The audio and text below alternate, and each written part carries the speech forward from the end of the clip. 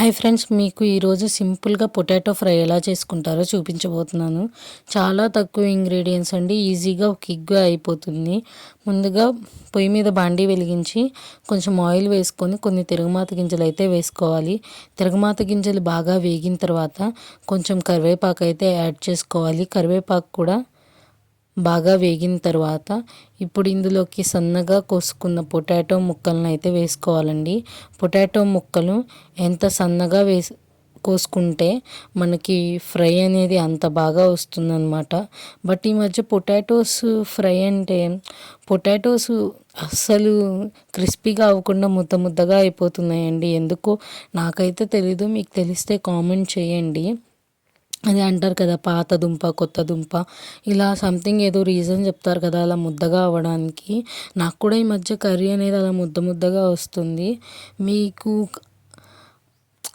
కూడా అలాగే వస్తే కామెంట్ సెక్షన్లో కామెంట్ చేయండి. ఇలా పొటాటోస్ని వేసుకున్నాక 1-2 సార్లు బాగా తిప్పుకోవాలి. ఇందులో కొంచెం ఆయిల్ ఎక్కువే పడుతుందండి. మళ్ళీ ఆయిల్ ఎక్కువ వేసారని కామెంట్ అయితే చేయమాకండి.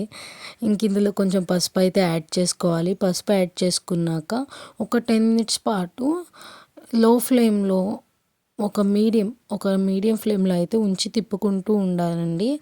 అప్పుడు ఏంటంటే మనకి పొటాటో అనేది కొంచెం క్రిస్పీగా వేగుతుందన్నమాట.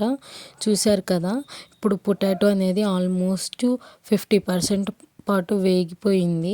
మనం ఆయిల్ కొంచెం ఎక్కువ వేయడం వల్ల ఇది కొంచెం అడుగు అంటట్లేదు. ఆయిల్ ఎక్కువ వేయకపోతే ఏంటంటే అడుగు అనేది అంటుతుందన్నమాట. ఇప్పుడు ఇందులో కొంచెము సాల్ట్ అయితే యాడ్ చేసుకుందాము.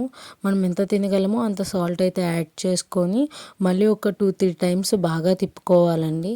తిప్పుకొని అలా ఒక 10 మినిట్స్ పాటు ఉంచనివ్వాలి. ఎక్కువ తిప్పుకుంటే ఏంటంటే చిదురయ్యే ప్రమాదం కూడా ఉంది. అందుకని నేను కొంచెం సాల్ట్ వేసుకున్నాక తిప్పుకొని అలా అయితే ఉంచేసుకున్నాను. ఇప్పుడు చూసారు కదా, 100% కుక్ అయిపోయింది. ఇప్పుడు ఇందులో కొంచెం కారం వేసుకొని 1-2 సార్లు కలుపుకొని దించేసుకుంటే ఎంతో రుచికరమైన పొటాటో ఫ్రై అనేది రెడీ అయిపోతుందండి. చాలా సింపుల్, ఈజీగా క్విక్గా అయిపోతుంది. మీరు కూడా ట్రై చేయండి మన రెసిపీని.